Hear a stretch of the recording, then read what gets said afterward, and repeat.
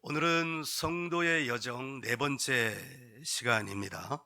오늘 말씀의 주제는 함께 읽었다시피 신성한 성품, 성도의 여정의 종착지입니다.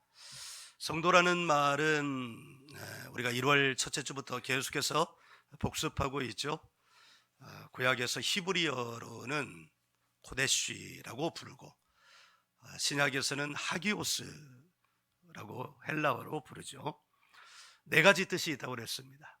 분리된, 구별된, 거룩한, 신성한이라는 뜻을 가지고 있다고 얘기해 드렸습니다. 기억하죠? 벌써 2달째 매 주일 듣고 있으니까요. 먼저 목표와 목적에 대해서 생각을 해보려고 합니다. 제가 이제 분당 안신교회 부교역자로 있을 때 모셨던 목사님, 우리 교회가 세워질 때 우리 교회가 세워지도록 길을 열어주신 목사님 이윤재 목사님께서 지금 우간다 선교사로 사역하시는 지 지금 5년 6년 되어 가시는데요. 글을 보내오셔요, 한국에 있는 동역자들에게. 근데 지난주에 보내온 글에는 목표와 목적에 대한 내용이 있었는데 오늘 말씀과 그 맥을 같이 해서 함께 나누고자 합니다. 선교사님은 이 글에서 목표와 목적의 차이에 대해서 이렇게 말씀을 하셨어요. 목표와 목적은 같은 것이 아니라 선교사님에 의하면 목표는 내가 무엇을 이룰 것인가 하는 것이고, 목적은 내가 어떤 사람이 될 것인가 하는 것입니다.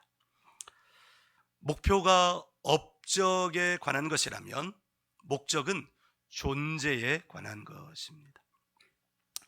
목표는 성취를 위해 존재하고 목적은 성장을 위해 존재하는 것입니다.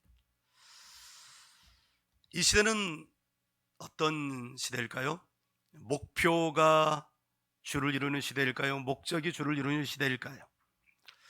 여러분은 어떤 삶을 살고 있습니까? 목표가 주를 이루는 삶을 살고 있습니까? 목적이 주를 이루는 삶을 살고 있습니까? 기독교인은 목표의 사람입니까? 목적의 사람입니까? 그러나 가만히 생각하다 보면 목표만 존재한다거나 목적만 존재해서는 안 된다는 것을 알 수 있습니다.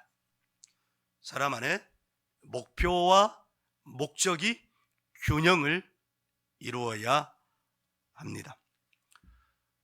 어느 사람에게 목표만 존재한다면, 내가 무엇을 할 것인가 라는 것만 존재한다면 그 사람은 세속적인 사람이고, 세속적인 사람의 삶에는 천박함, 삶의 깊이가 없는 천박함만이 드러나게 될 것입니다.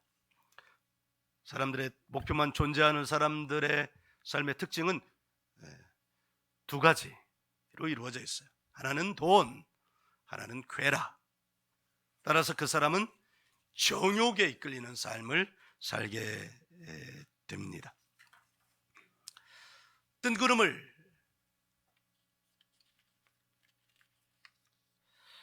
잡는 사람이라면 그 사람의 삶은 허상의 삶이 되고 말 것입니다. 뜬구름을 잡는 사람이라는 것은 목적만 있는 삶을 사는 삶을 말합니다. 즉 생활에 토대가 없는 삶, 그러니까 목표와 목적이 같이 내 안에 존재해야 합니다. 즉 동반 성장이 되어야 합니다. 목표도 그 사람의 삶에 합당하게 세워져야 되고, 그런데 이 목표를 건강하게 이루어 가기 위해서는, 천박하지 세속적이지 않기 위해서는 반드시 목적이 분명한 사람이어야 합니다. 목표가 건강해야 되죠.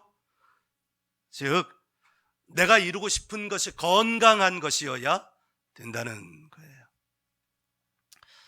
종종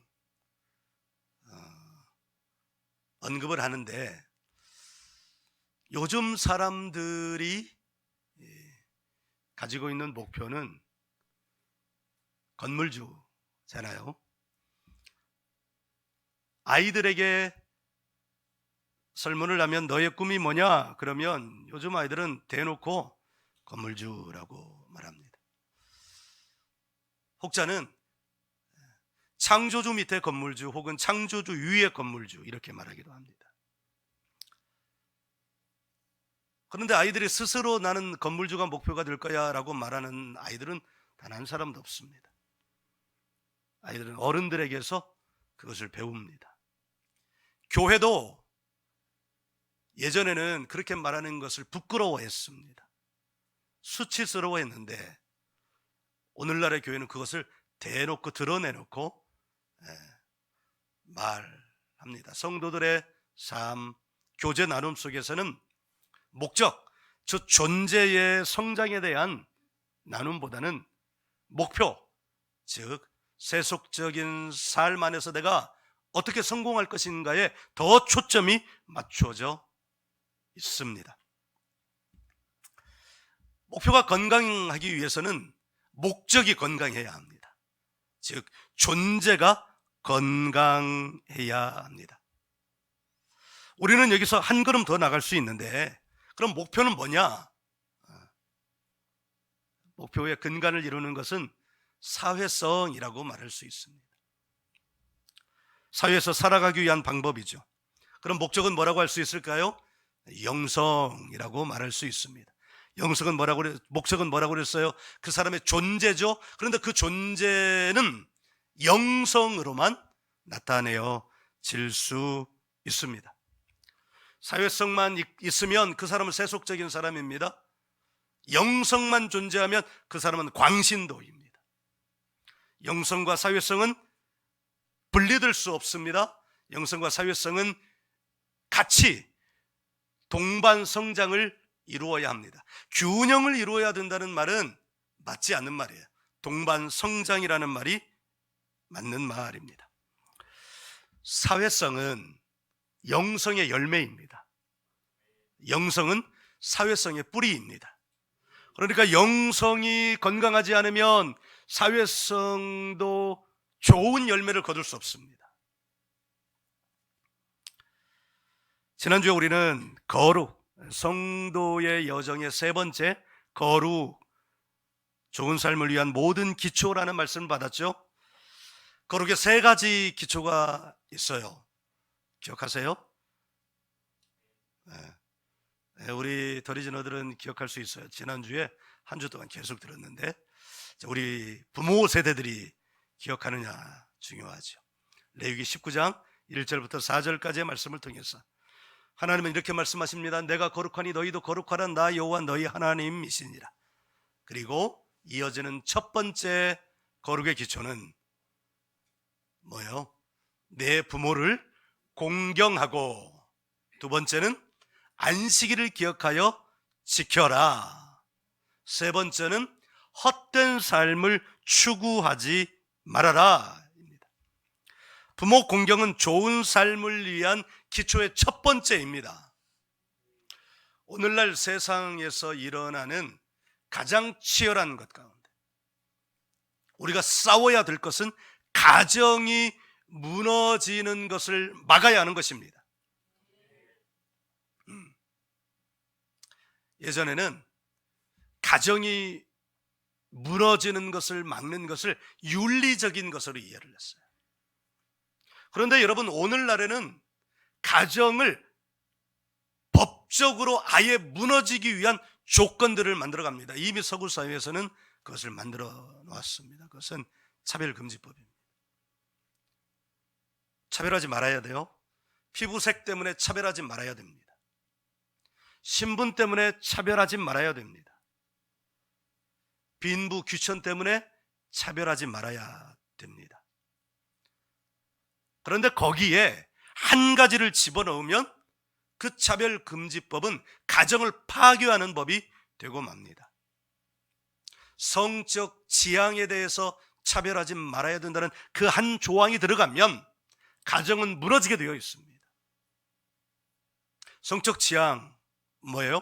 남자에게 성적 이끌림을 받는 것, 그것을 사랑이라고 말하지만 성적 이끌림 없는 사랑은 없기에 남자가 남자에게 성적 이끌림을 받고 여자가 여자에게 성적 이끌림을 받고, 그러면 어떤 일이 일어나는 거예요? 심지어 그와 같은 동성애를 인정할 뿐만 아니라 어느 나라에서는 이미 그 동성끼리 결혼해서 합법적인 부부가 되게 하는 것을 법적으로 인정을 해놨습니다. 문제는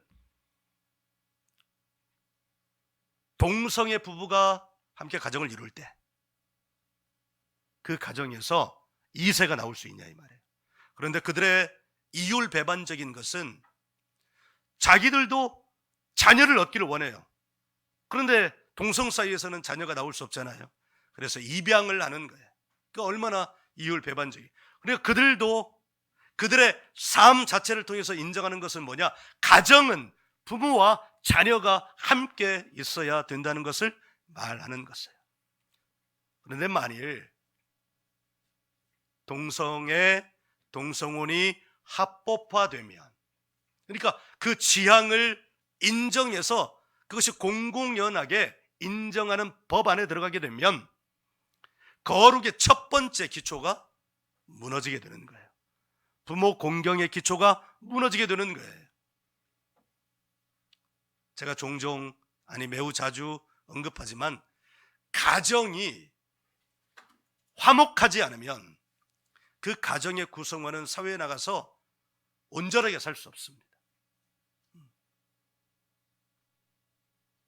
왜냐하면 사람의 가장 근본적인 삶의 소망, 희망, 기쁨은 가정으로부터 나오기 때문이에요. 그래서 하나님이 가정을 창조 이후에 제일 첫 번째 기관으로 삼아 주신 거예요. 거룩의 첫 번째 기초도 그래서 부모 공경입니다. 사회성의 첫 기초는 부모 공경이에요. 그러니까 가정이라는 거예요. 두 번째 기초는 안식일 준수입니다. 이건 영성이죠. 이 두 가지가 조화를 이루면 세 번째 거룩의 기초가 이루어지는 거예요. 세 번째 거룩의 기초는 뭐냐? 헛된 삶을 추구하지 않는 거예요. 부모 공경하지 않는 사람은 헛된 삶을 추구하지 않을 수 있는 힘이 나오지 않습니다. 안식일 준수, 즉 영성에 없는 사람은 헛된 삶을 추구할 수 있는 힘이 그에게 나오지 않습니다. 그러니까 영성과 사회성이 함께 한 몸이 되어야 사람은 헛된 삶을 추구하지 않고 하나님이 나를 이 땅에 보내셔서 이 땅에서 하실 일을 찾을 수 있는 거예요. 첫째, 사회성. 둘째, 영성. 세 번째, 그래서 결국은 사회성. 사회성과 사회성 안에 영성이 들어가 있는 구조죠. 그래서 우리는 영성적 삶, 세상을 떠나서 살 수 있는 삶이 아니라 사회 안에 들어와서 살되 그 사회 안에서 살아갈 때 반드시 영성을 품어야만 그 사람의 삶이 건강해지고 힘이 있고 그가 이 땅에 와서 해야 할 일을 하면서 살아가게 되는 것이죠. 영성이 사회성을 품고 있지 않고 사회성이 영성을 품고 있어요. 이 말은 하나님이 사람을 지으실 때 그 사람을 어떤 사람으로 지었다는 거예요? 사회성의 사람으로 지으셨다는 것을 말합니다. 그래서 온 세계의 법적 기초는 사회를 건강하게 만드는 데 그 초점이 있습니다. 어느 나라도 그 법의 기초가 사회성을 무너뜨리는 데 있지 않습니다. 사회를 건강하게 세우기 위함입니다. 하나님이 이스라엘 백성들을 출애굽시키실 때 목적을 분명히 밝히셨습니다. 목적을 분명히 밝히셨는데 그것은 하나님을 섬기는 사람, 즉 영성의 사람 되게 하기 위해서. 그런데 하나님이 이스라엘 백성들에게 주신 율법은 놀랍게도 사회를 건강하게 세워가기 위한 기초의 말씀들로 주셨습니다. 그게 율법의 정신이에요. 그 안에는 하나님을 사랑하는 방법. 그런데 하나님을 어떻게 사랑하냐? 사회 안에서 건강한 삶을 살아가는 방식으로 하나님을 사랑하는 거예요. 하나님을 사랑하는 사람에게 이렇게 말씀하십니다. 그게 레위기 19장에 있는데요, 원수를 사랑하라. 그러면 네가 하나님을 사랑하는 줄 알 거야. 셋머리, 이 셋머리는 나이 많은 사람을 공경하고 존경하라. 그러면 네가 하나님을 사랑하는 걸로 알게. 윗사람을 공경하는 것의 첫 번째 가장 대표적인 표지는 뭐예요? 그래서 부모를 공경하는 거야. 부모 공경하지 않는 자식은 하나님을 사랑하지 않는 거예요.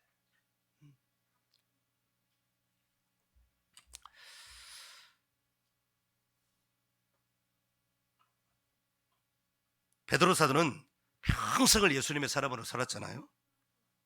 그죠? 평생을 예수님의 사람으로 살았습니다. 그는 하나님의 사람으로 살아가는 것에 대해서 깊이 생각했어요. 저도 목회를 하면서 내가 직업이 목사니까 이렇게 살아가는 건가 가끔씩 생각을 해요. 만일 내가 목사가 아니면 이렇게 살아갈까? 자신이 없는 거예요. 근데 내가 목사로서 살아가기 때문에 이렇게 살아가는 것의 첫 걸음은 뭐였냐면 하나님이 저를 부르셨다는 거예요. 그러니까 목사이기 이전에 하나님이 나를 하나님의 사람으로 부르신 거예요. 그러니까 목사이기 이전에 신자가 되는 거예요. 그리고 목사는 신자예요. 그런데 신자가 되기 전에 먼저 되어야 될 것이 있습니다. 뭐가 먼저 되어야 될까요? 사람이 먼저 돼야 돼요. 사람이 먼저 돼야 된다는 것은 여기 우리가 어제 지난주에 말씀드린 거룩의 세 가지 기초 가운데 두 가지. 하나는 영성적 사람, 하나는 사회성의 사람이에요. 부모를 공경하지 않는 사람을 세상은 인정하지 않습니다. 그런데 반드시 부모 공경하는 자녀가 되어야 됩니다. 그런데 부모 공경하는 것은 이렇게 말로 가르쳐서 되기도 하지만 사실은 뭘 보면서 배워요? 나의 부모가 나의 부모의 부모에게 하는 것을 보면서 배워요. 그래서 자식은 부모의 거울이라고 자식의 행동을 보면 부모를 볼 수 있는 거예요. 사도 베드로 사도는 세상의 성도의 여정에 대해서 깊이 생각했어요. 성도의 네 가지 다시 한번 얘기해 봅시다. 첫 번째 분리, 두 번째 구별, 세 번째 거룩, 네 번째 신성. 세상으로부터 분리되는 것이 첫 번째 성도의 조건입니다. 그런데 이 사람은 그냥 분리만 된 거예요. 세상과 분리만 된 거예요. 여전히 이 사람은 세상의 사람인 거예요. 그러니까 분리되었지만 세상에서 살아가는 삶과 똑같은 삶을 살아가는 거예요. 그런데 교회 안에 이 단계에 머물러 있는 사람이 부지기 수입니다. 그 사람을 이제 우리는 교회 공동체가 어떻게 그 다음 단계로 이끌어가야 되는 거예요? 구별되게 해야 되는 거예요. 앞선 사람이 먼저 이제 막 분리된 사람과 하나가 되어서 1:1 멘토가 되어서 그를 영적 지도를 해가는 거예요. 그 사람이 목사일 수도 있고 그 사람이 성도 가운데 이미 그 길을 앞서서 거룩 신성의 단계에 이른 사람이 묶어져서 이렇게 이끌어져 가는 거예요. 두 번째 단계는 세상과 구별되는 거예요. 분리된 단계에서 넘어가서 이제 달라지는 거예요. 달라지는 거. 생각하는 것이 달라지는 거예요. 상상하는 것이 달라지는 거예요. 생각과 상상은 달라요. 상상은 머릿속으로 그려지는 모든 이미지입니다. 그리고 그 상상을 조금 더 구체적인 것으로 만들어가는 것이 생각이에요. 그러니까 상상이 생각의 씨앗이에요. 상상은 왔다가 사라질 수도 있어요. 그러나 생각은 반드시 행동으로 만들어져 갑니다. 왜? 구체적인 작업이기 때문입니다. 그런데 하나님 말씀하시는 거예요. 세상과 분리되지 않거나 세상과 분리만 되었다면 그 사람은 마음에 상상하는 것이 항상 어떻다? 악하다. 네. 여러분 지금 한번 여러분 머릿속 안에 있는 그림들을 떠올려 보세요. 네. 어떤 그림이 있어요? 어떤 그림?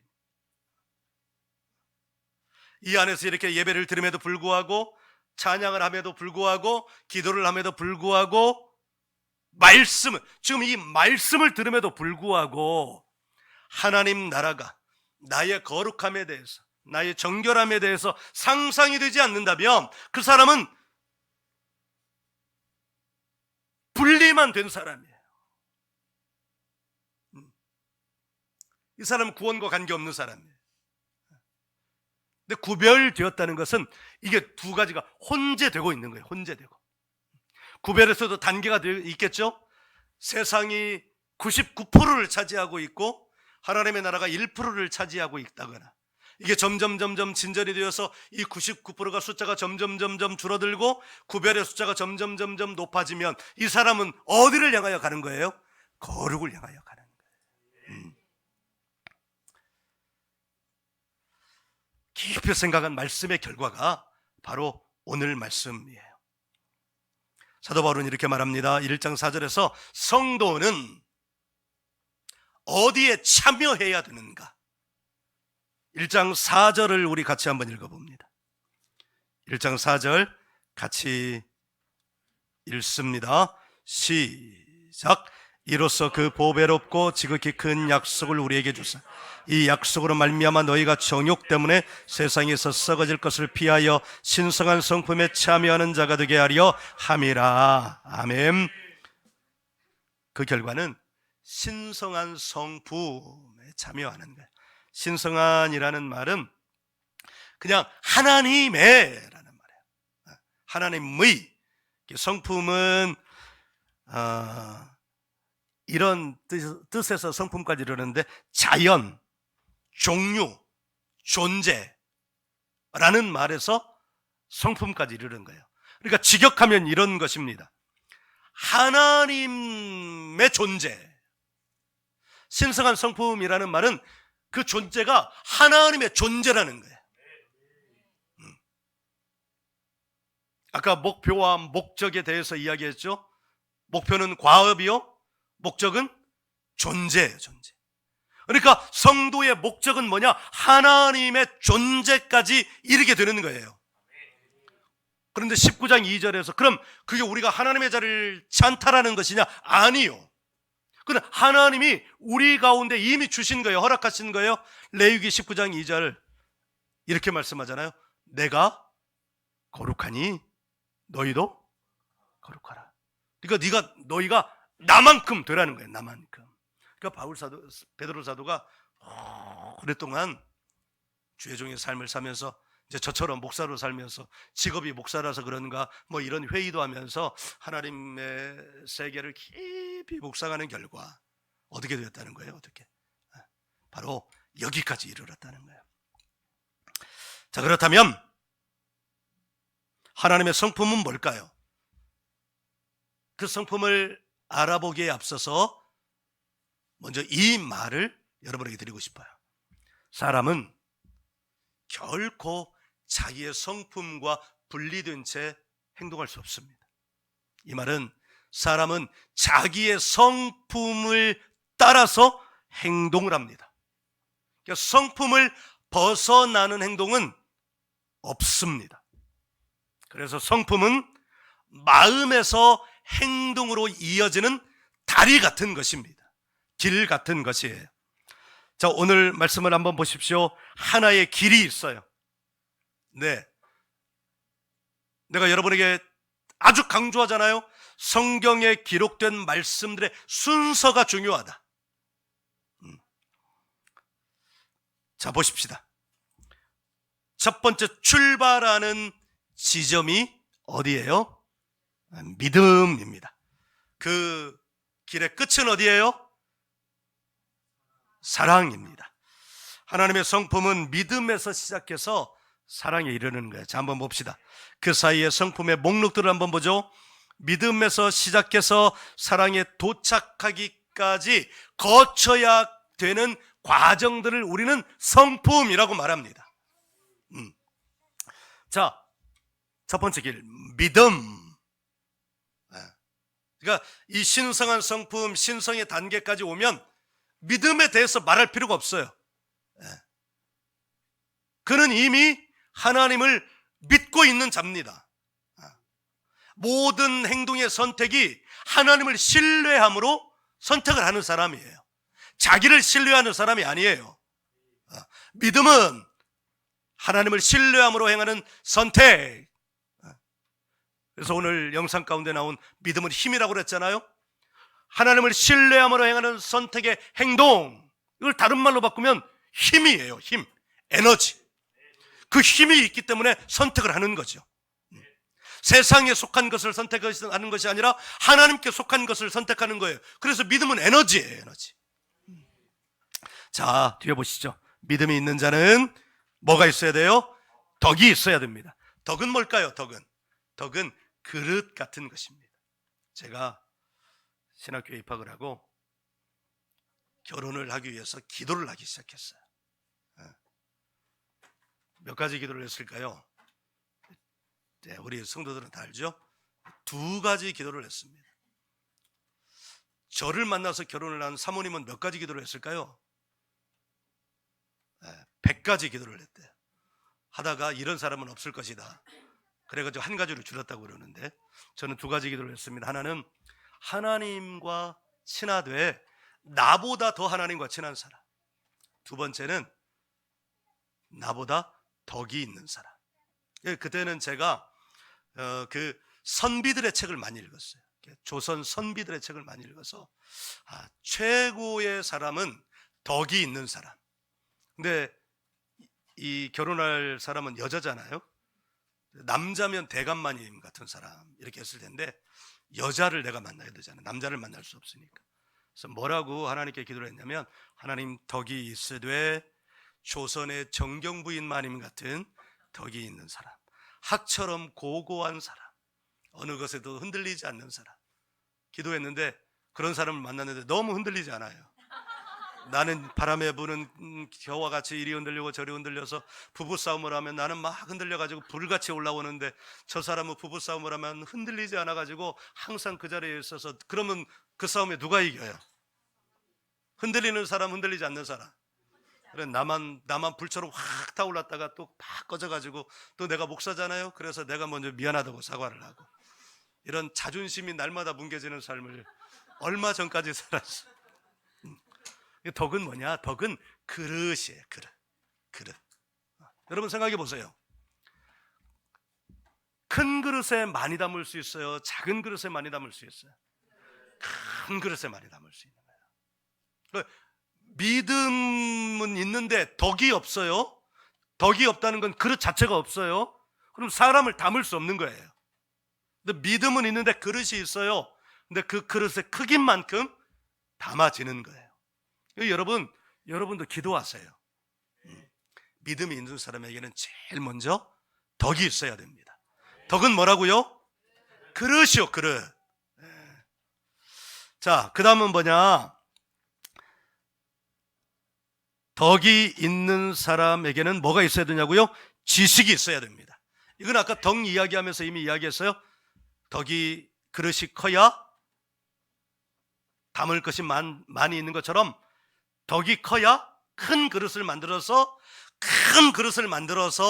거기에 하나님의 지식을 담는 거예요. 그리고 세상의 지식도 담는 거예요. 네. 지식은 많이 있는 것 같은데 덕이 없다. 그럼 그 사람이 지식이 없는 거죠. 그러니까 겉으로는 지식이 많은 것 같아요. 뭐 공부를 많이 하면 지식이 많은 것 같아요. 그런데 하는 짓은 속이 좁은 짓을 하고 있는 거예요. 그럼 그 사람은 지식이 많은 거예요, 없는 거예요? 지식이 없는 거예요. 그 다음에 지식을 담은 사람에게는 뭐가 있어야 되냐? 뭐가 있어야 될까요? 뭐가 있어야 돼요? 야, 우리 에리는 진짜 똑똑해요. 처음 물어보면 대답을 안 하다가 여러분이 대답했잖아요. 그래서 제가 물어봤잖아. 대답을 잘해요. 듣는 게 힘이에요. 절제라는 말은 스스로를 자제하는 거예요. 이걸 보니까 셀프 컨트롤 이렇게 번역을 했더라고요. 하고 싶은 것을 하지 않고 그것을 가려서 해야 하는 것. 사람이 어떤 행동이든 할 수 있죠. 그런데 그것을 가려서 할 수 있어야 돼요. 그게 절제예요. 절제와 인내를 혼동하면 안 됩니다. 인내가 절제보다 앞서지 않습니다. 절제 다음이, 그래서 여기 하나님은 뭐라고 말씀하시냐면 인내를 말씀하십니다. 셀프 컨트롤, 자기를 조절할 수 있는 사람, 하고 싶은 것을 다 하는 것이 아니라 내가 하고 싶은 것이 있어도 이것이 해야 되는 것인지 하지 말아야 되는 것인지를 잘 구분하는 거예요. 그게 절제예요. 셀프 컨트롤이에요. 그리고 세상은 그런 사람을 눈여겨봐요. 인내는 뭐냐? 참아내는 거죠. 비슷한 것 같아요. 그런데 방향이 달라요. 절제는 안으로 향하는 겁니다. 셀프 컨트롤은 셀프 컨트롤 그 말에 있듯이 절제는 자기 자신을 향한 거예요. 그럼 인내는요, 자기 바깥을 향하는 거예요.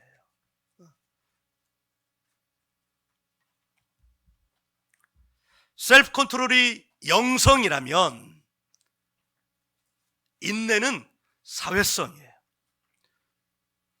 자기 자신을 향해 하고 싶은 것을 하지 않고 참아내는 것처럼 세상을 향해서도 관계 안에서도 자기가 하고 싶은 것이 있어도 하지 않고 참아내는 것, 그게 인내예요. 내가 누군가를 향하여 말을 하고 싶은 말이 막 날마다 이렇게 눈덩이처럼 불어나도 그것을 뱉어내지 않고 어떻게 하는 거예요? 참아야 하느니라. 그게 인내예요. 인내. 누구에게 맡기는 거예요? 하나님께 맡기는 거예요. 그러니까 목회에 어떤 목사님 얘기를 들었는데요.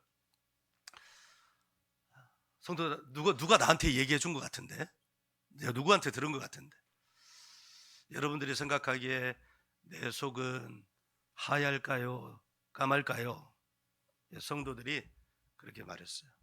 목사님이시니까 목사님 속은 하얗실 거예요. 목사님 뭐라고 대답했을까요? 아니에요. 내 속은 까맣습니다. 내가 하고 싶은 말을 못해가지고 까맣습니다. 그럼 그것을 나는 영원히 안 하고 있을까요? 그래서 목사님이시니까 안 하실 것 같아요. 아니에요. 난 그걸 다 합니다. 누구에게 할까요? 사모님에게 합니다. 그럼 사모님 속은 까말까요? 안 까말까요? 나보다 더 까맣니다. 우리가 절제하고 인내한다는 것이야말로 성도의 표지에 가깝습니다. 자, 보시면 이제 인내 나오잖아요. 인내 다음에 뭐가 나와요? 경건이라는 말이 나옵니다. 이게 경건은 뭐냐? 왜 경건이 뒤에 나오냐? 믿음 다음에 경건이 나와야 되지 않냐? 이렇게 생각할 수 있지만 경건의 특징 때문에 그렇습니다. 경건은 하나님을 두려워하고 경외하는 것입니다. 우리가 원수 생각하면 우리의 속이 어떻게 돼요? 원수 생각하면 시커매져요. 저 원수를 해결해야 될 거예요. 원수를 갚아야 될 거예요. 근데 하나님 말씀하십니다. 원수를 어떻게 하라? 갚지 말라 이렇게까지만 말씀하시면 원수를 미워할 수는 있잖아요. 근데 하나님이 원수를 사랑하라 이렇게 말씀하십니다. 원수 갚는 것은 누구에게 있다는 거예요? 하나님께 있다고 말씀하십니다. 그래서 경건은 절제하고 인내하고 하는 사람에게 하나님이 인정해 주시는 표지입니다. 왜 그 사람이 절제하고 인내할 수 있어요? 하나님을 경외하고 하나님을 두려워하기 때문입니다. 자, 그 다음 경건, 그 다음에 여러분 이 순서가 중요해요. 하나님을 경외하고 하나님을 두려워하느냐? 그러면 형제 우애가 있어야 된다. 형제는 가깝기 때문에 서로 함부로 합니다. 쉽게 대하더라고요. 가족 간에 쉽게 대하더라고요. 함부로 대하고 존경하는 마음이 없고 그래요. 그런데 하나님이 네가 만일 하나님 나 여호와 하나님을 경외하고 두려워한다면 너의 형제를 아끼고 사랑하라. 이 말씀은 예수님의 말씀과 똑같은 거예요. 예수님이 하나님 앞에 나올 때 만일 형제를 용서하지 않은 일이 있거든, 형제를 용서하지 않은 일을 먼저 해결하고 와라. 이 말은 뭐예요? 형제를 어떻게 하고? 용서하고 와라. 용서하고 와라. 그것이 경건의 열매이기 때문이에요. 예배를 드린다는 것은 하나님 앞에 자신의 경건을 드러내는 일이거든요. 그런데 형제 애가 없이 형제를 용서하지 못하는 마음을 가진 채 하나님 앞에 나오면 된다는 거예요? 안 된다는 거예요? 안 된다는 거예요. 안 된다는 거예요. 그래서 반드시 예배 전에 나올 때는 이 문제를 해결해야 합니다. 그런데 사람은 스스로 그 일을 해결할 수 없어요. 그래서 하나님께서 주신 것이 안식일입니다. 안식일 동안 이 문제를 말씀 앞에서 해결하라는 거예요. 하나님이 유다가 멸망할 때 에돔 족속을 혼내셨습니다. 혼내신 이유가 이겁니다. 에돔 족속의 조상은 에서이고 이스라엘 족속의 조상은 야곱이에요. 이 야곱과 에서는 형제입니다. 그런데 남유다가 바벨론에게 멸망할 때 남유다를 도와주지 않고 남유다가 멸망할 때 바벨론 편에 서서 더 혹독하게 남유다가 멸망하는 것을 참여했기 때문이에요. 그래서 하나님은 에서의 후대인 에돔 족속에게 그들의 죄악을 선포하셨어요. 징계를 선포하셨습니다. 자, 이제 마지막 단계입니다. 형제 우애하는 자에게는 뭐가 있어야 된다는 거예요? 사랑이 있어야 된다는 거예요. 사랑. 교회가 사랑이 있어야지 옳아요. 그런데 그 사랑이 있기까지 얼마나 많은 성품의 훈련이 있어야 되는지는 알지 못해요. 근데 이 사랑이라는 이 단어는, 사랑에는 여러 가지 사랑이 있잖아요. 근데 이 사랑은 아가페 사랑입니다. 아가페 사랑의 특징은 뭐예요? 예수님을 주시는 사랑이에요. 이 말은 무슨 말이냐면 우리가 사랑을 할 때 어떤 조건이 있는 사랑이 아니라 자기를 다 주는 사랑이어야 된다는 거예요. 자기를 다 주는 사랑하는 사람은 그릇이 커요. 자기를 다 주는 사랑을 하는 사람은 하나님에 대한 지식이 많아요. 자기를 다 주는 사랑을 하는 사람은 셀프 컨트롤 할 수 있어요. 자기를 다 주는 사랑을 하는 사람은 인내할 수 있어요. 자기를 다 주는 사랑을 하는 사람은 하나님을 경외해요. 자기를 다 주는 사랑을 하는 사람은 형제를 어떻게 해요? 아끼고 존중하고 함께 가요. 그래서 사랑이 맨 마지막입니다. 그러니까 교회가 사랑이 있어야지 이 말을 하는 사람들은 뭘 모르는 거예요. 뭘 모르는 거예요. 교회 안에 이 사랑에까지 이르기 위해서는 얼마나 많은 훈련이 있어야 되는지를 모르는 거예요. 분리해서 분리되는 것도 훈련해야 되죠. 분리는 전도를 통해서 누군가의 전도가 없이는 세상과 분리될 수 없습니다. 스스로는 나올 수 없습니다. 근데 하나님의 가진 역사가, 하나님의 특별하신 은혜가 있으면 스스로 나올 수 있습니다. 어떻게? 꿈에 말씀하신다거나, 십자가를 보면서, 교회를 보면서 마음에 감동이 생긴다거나. 예전에 젊은 청년 하나가 교회를 찾아왔어요. 새벽에 찾아왔는데 저 맨 끝에 저 구석 하은이 옆에 그 자리, 거기에 덩치도 이만하고 그런 친구가 찾아왔어요. 알고 보니까 형제들이 다 목사고 아빠도 목사님이시고, 근데 자기가 이제 저쪽 동네 살았는데 여기 교회가 있는 것을 보면서, 근데 교회를 어떻게 봤냐면 PC방 가면서 근데 교회를 보는 순간 마음이 교회를 가야 되겠다. 그래서 새벽에 교회를 오겠다 하고 새벽에 왔는데 저 문 있잖아요. 저 문을 못 열겠더래요. 못 열겠대. 여러분, 교회, 하나님의 성전의 문을 열고 들어올 수 있다는 것이 얼마나 큰 은혜인지 여러분 알았으면 좋겠습니다. 저 문을 열기가 그렇게 어려워요. 여러분들은 저 문을 열고 들어오는 거 적어봐요. 너무 쉽게 열잖아요. 은혜 아래 있는 거예요. 은혜 아래.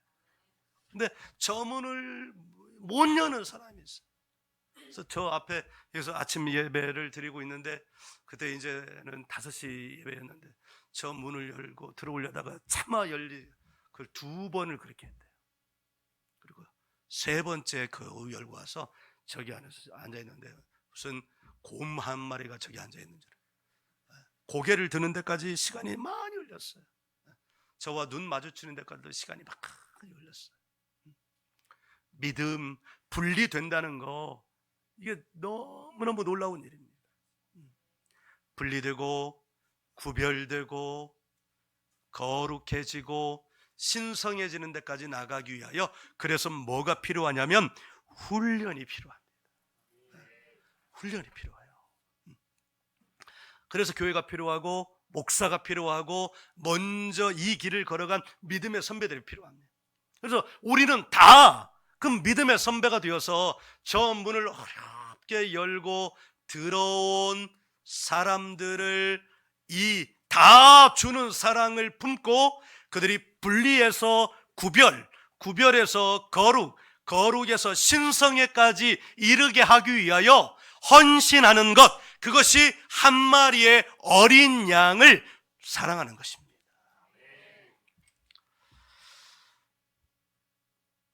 지금 여러분은 어느 자리에 있을까요? 분리일까요? 그러면 실망스러운 거예요. 지금 여러분은 구별에 있습니까? 이것도 실망이에요. 어디에 있어야 돼요? 거룩에까지. 적어도 여기 이 자리에까지, 여기 있는 분들은 이 거룩의 정도까지는 되어야 합니다. 우리가 목표는 신성한 성품까지 이르는 거예요. 그래서 신성한 성품, 이 내용들을 다 정리하면 말도 달라져야 되고, 관계도 달라져야 돼요. 눈빛도 달라져야 되고. 우리 승우가 눈빛만 달라졌는데 사람이 예뻐졌대요. 질투할 것 없어요.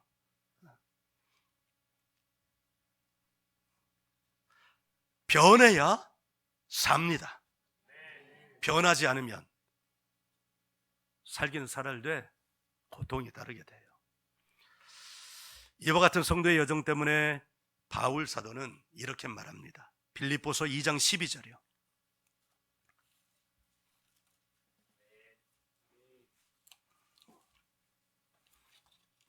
빌립보서 2장 12절.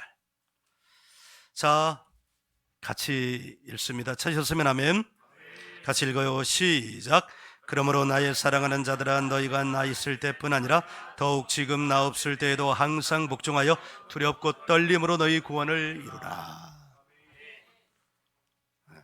이 말은 성도의 여정이 날마다 어떻게 된다는 거예요? 진전되어야 된다는 거예요. 분리에 머물러 있지 말아야 된다는 거예요. 구별에 만족하지 말아야 된다는 거예요. 거룩에 심취만 하고 있지 말아야 된다는 거예요. 어디까지 나가야 된다는 거예요? 신성한 성품에까지 나가야 된다는 거예요. 그 사람을 보면 하나님의 신성이 느껴져야 된다는 거예요. 느껴져요. 이것이 이 땅에서 살아가는 성도의 삶입니다. 바울사도 말하는 두렵고 떨림으로, 이 말은 겸손하게,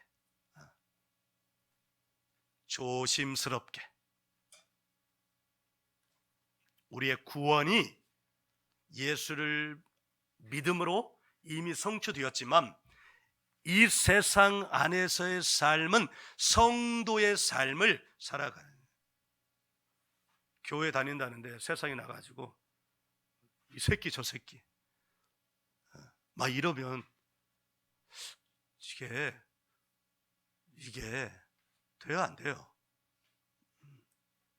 세상에 나가서 성도라는데 미움의 대명사가 돼. 그러면 돼요, 안 돼요? 그 사람은 성도가 아닌 거예요. 그래서 이루어가는 거예요. 이 세상에서 이루어가는 거예요. 최종의 구원의 확정은 누구에게 있기 때문에? 하나님께 있기 때문에. 그러니까 우리가 여기서 구원의 확신이 있습니다, 그건 너의 확신이지 구원의 최종 여부는 사실은 누구에게 있는 거예요? 그럼 우리는 여기서 뭘 하는 거예요? 성도의 여정을 살아가는 거예요. 네. 어떻게 세상에서 분리, 구별, 거룩, 성도, 어디까지? 주님 오시는 그날까지. 우리가 살아생전에 주님이 오시면 반드시 주님은 체크하실 거예요. 너는 성도의 어느 단계니? 주님 오시기 전에 우리가 죽으면 하나님 앞에 갈 거예요. 너는 너의 구원을 이루었니? 라고 말을 할 것입니다.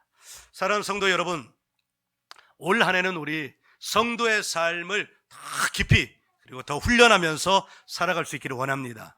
그래서 바울 사도의 이 당부와 같이 두렵고 떨림으로 구원을 이루어가는 저와 여러분 되기를 주의 이름으로 축원합니다. 할렐루야.